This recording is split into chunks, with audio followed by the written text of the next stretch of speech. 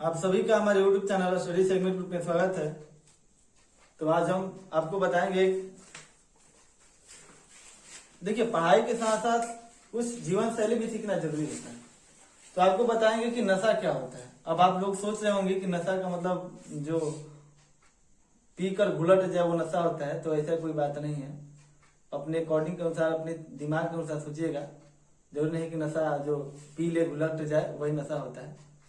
नशा मतलब होता है एक तरह से जुनून, मतलब हमें इस काम को कर लेना नशा है। तो किसी का पढ़ाई का नशा है, किसी को किसी काम करने का नशा है, बस उस काम को पूरा करके ही मानना है।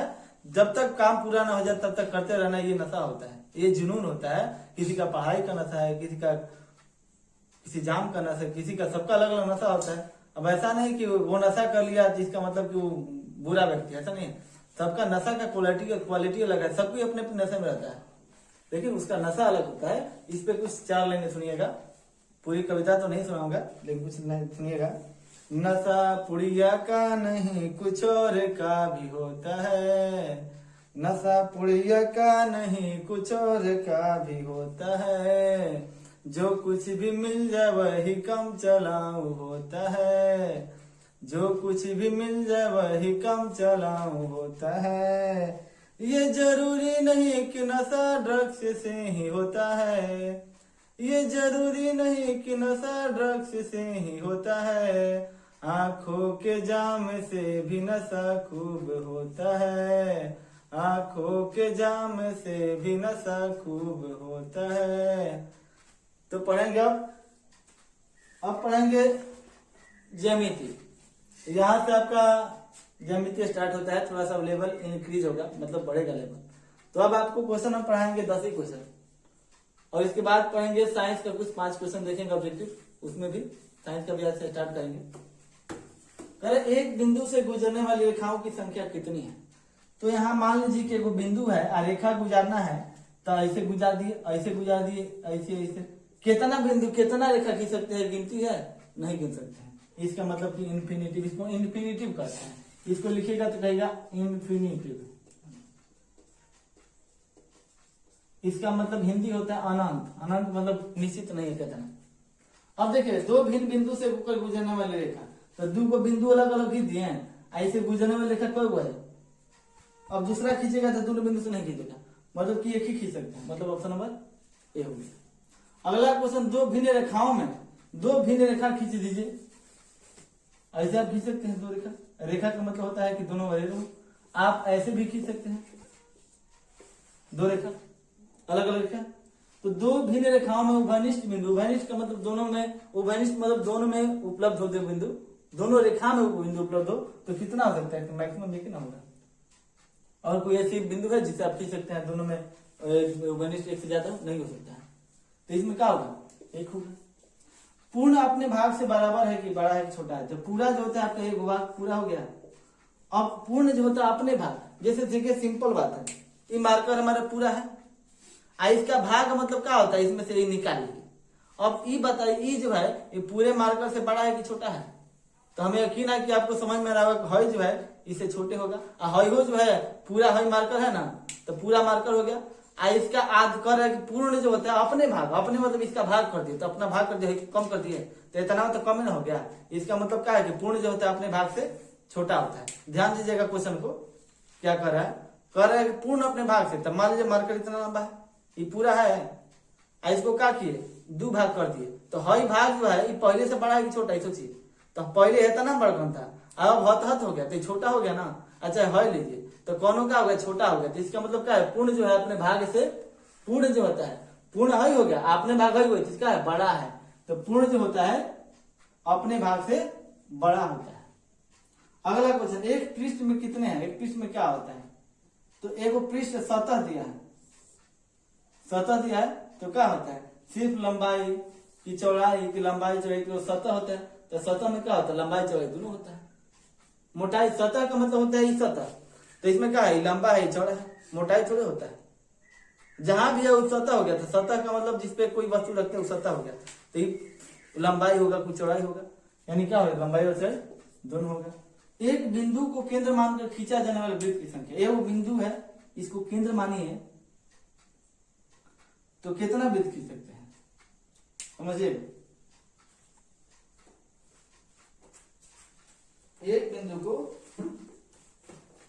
केंद्र मानकर कितने वृत्त खींच सकते हैं?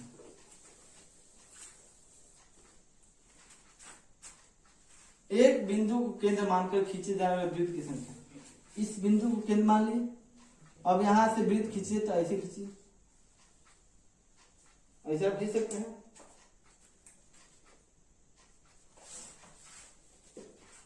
और इसके बाद इसमें जानते हैं आपको कुछ याद करना पड़ेगा थ्योरी, जैसे उसमें ज्यामिति का कुछ आपका यूक्लिड का जो 7 अभिधारणा है उसको भी याद करना पड़ेगा।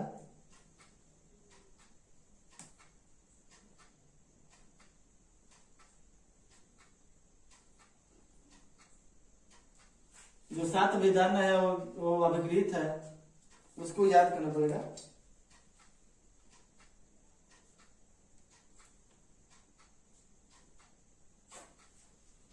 तो ये वो वृत्त बना सकते हैं। अगर वो ऐसे हूँ वृत्त इसको केंद्र माने हैं तो त्रिज्या बढ़ा दीजिएगा तो वह वृत्त बना दीजिएगा, यानी कि इस तरह से आप और बना सकते हैं। और इसके बाद इसमें एक और वृत्त बना सकते हैं, यानी ये वो केंद्र है तो उसका त्रिज्या बढ़ाते बढ़ाते आप क्या वृत्त बना सकते हैं। इसका मतलब क्या होगा, जो अनंत वृत्त बना सकते हैं तो त्रिज्या बढ़ाते चाहिए। हाँ, ये कह देगा कि निश्चित त्रिज्या हो, एक केंद्र है निश्चित त्रिज्या है, त्रिज्या का लंब निश्चित है तब एक वृत्त बनेगा। लेकिन ये केंद्र है तो इसका यहां से बना सकते हैं। अब अगर अब आप एरिया में इंसुलेशन पढ़ेंगे तो एक त्रिज्या केंद्र है, उसका त्रिज्या इतना है, उसी को केंद्र का त्रिज्या बढ़ा देगा तो 2 वृत्त बन गया। तो इसको घनिष्ठ अभी केंद्र कह देंगे, 2 बिंदु है, इसका मतलब अनंत हो गया। 2 समकोण एक दूसरे क्या होता है, 2 समकोण है तो 2 समकोण का मतलब क्या है, दोनों का मान 90 है तो एक दूसरे क्या होता है, बराबर होता है। तो क्या हो गया, 2 समकोण एक दूसरे के बराबर होता है। और 2 भिन्न रेखाओं में घनिष्ठ बिंदु की संख्या, 2 अलग अलग भिन्न रेखाओं में अलग अलग रेखा है। तो ये क्वेश्चन तो आपका एक ही आ गया, कोई बात नहीं, समझ लीजिए दोनों एक ही क्वेश्चन आ गया। तो 2 भिन्न रेखाओं में घनिष्ठ बिंदु की संख्या सिर्फ एक होगा। अगला क्वेश्चन, यदि 2 रेखाएं तीसरी रेखा के समांतर, समझिएगा 2 रेखा जो है, ये रेखा जो है ये दोनों इस रेखा के समानांतर है, हई रेखा जो है इसके समानांतर है, यानी कि तीनों एक दूसरे का है समानांतर है। ये पढ़िएगा तो मिलेगा परिमेय में, 2 रेखाएं जब दूसरे के समानांतर हो और 3 रेखाएं तो परस्पर एक दूसरे के समानांतर होती है, यानी कि यदि 2 रेखाएं तीसरे के समानांतर हो तो वे आपस में समानांतर होंगे, आपस में समानांतर हो जाएंगे, ये तीनों आपस में समानांतर होंगे। 65 डिग्री का संपूरक कोण, तो संपूरक का मतलब होता है कि ऐसा 2 कोण जिनका योग होता है 180, वो संपूरक होता है, इसको कहा जाता है संपूरक। ऐसा 2 कोण जिनका मान 90 होता है उसको पूरक कहा जाता है, ध्यान रखिएगा। तो ये 65 है तो क्या कीजिएगा, 180 में से 65 घटा दीजिएगा, ये 65 हो गया। आज दूसरा कोण पूछ रहा है 180 हो गया है तो घटा दीजिए, क्या होगा 115 हो जाएगा, 115 आंसर हो जाएगा।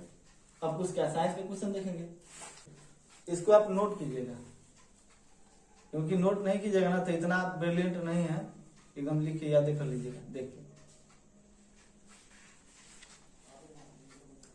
तो इस पर एक शायरी देखिए, चलो अच्छा हुआ हमसे दूरी बना ली, दोस्ती ना सही हमसे दुश्मनी तो बना ली। चलो अच्छा हुआ हमसे दूरी बना ली, दोस्ती ना सही दुश्मनी तो बना ली।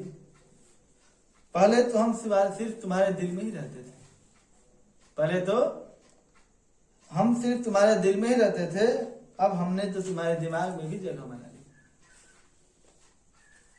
देखिएगा, मापन है, यूनिट एंड मेजरमेंट, तो इसमें कुछ हम लोग एक्स्ट्रा भी पढ़ेंगे, जैसे डायमेंशन भी पढ़ेंगे। तो पहला क्वेश्चन कह रहा है कि मूल राशि क्या है, तो मूल राशि आप याद करिए 7 को है, लंबाई मीटर, द्रव्यमान किलोग्राम, समय सेकंड, ताप केल्विन, विद्युत एम्पीयर, ज्योति तीव्रता, कैंडेला, पदार्थ का परिमाण मोल, 7 को है। ध्यान से सुनिएगा, लंबाई मीटर, द्रव्यमान किलोग्राम, समय सेकंड, ताप केल्विन, विद्युत एम्पीयर, ज्योति तीव्रता, कैंडेला, पदार्थ का परिमाण मोल, जिसको बाद में जोड़ा गया था, आप पढ़ेगा तो 14वें या शायद 1970 के अधिवेशन माप 14वां था, उसमें पदार्थ का परिमाण जोड़ा गया था नया मोल। तो मूल राशि क्या है, तो लंबाई मीटर मूल राशि है, बल जो है ए बराबर एम ए होता है, तो जिसको आप व्युत्पन्न मात्रक में तोड़ सकते हैं वो मूल मात्रक नहीं होता है। जैसे आप हिंदी व्याकरण में पढ़े होंगे कि स्वर को व्यंजन को स्वर की सहायता से, लेकिन स्वर को तोड़ा नहीं जाता है। तो उसी तरह से मूल मात्रक जो होता है वो स्वतंत्र होता है, व्युत्पन्न मात्रक जो होता है वो मूल मात्रक की सहायता से व्यक्त किया जाता है। तो बल को तोड़ सकते हैं, लंबाई हो गया मूल, द्रव्यमान हो गया, समय हो गया, बी हो गया मूल मात्रक। अगला मूल राशि नहीं है तो लंबाई है, द्रव्यमान मूल मात्रक है, बल नहीं है इनकी बल हो गया आंसर। 1 kg मीटर इनवर्स 3 बराबर है, तो 1 kg को बदलेगा ग्राम में तो 1000 हो गया, यानी 10 के पावर 3 ग्राम हो गया। और मीटर से सेंटीमीटर में बदलेगा, तो मीटर से सेंटीमीटर में बदलिएगा तो क्या कीजिएगा, सेंटीमीटर में बदलने के 10 के 100 कीजिएगा।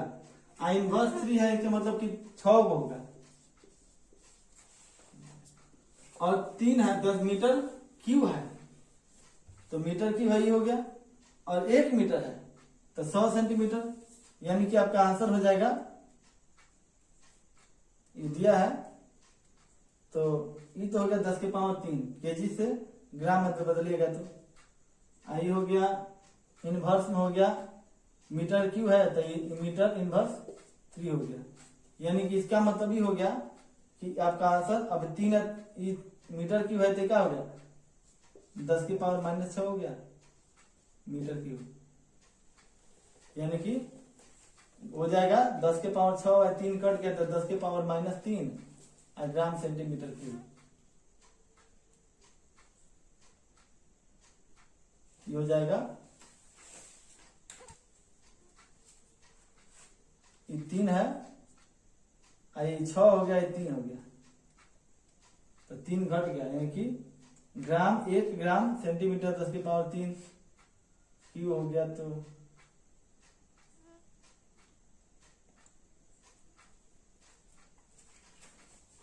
इसको थोड़ा देखिएगा,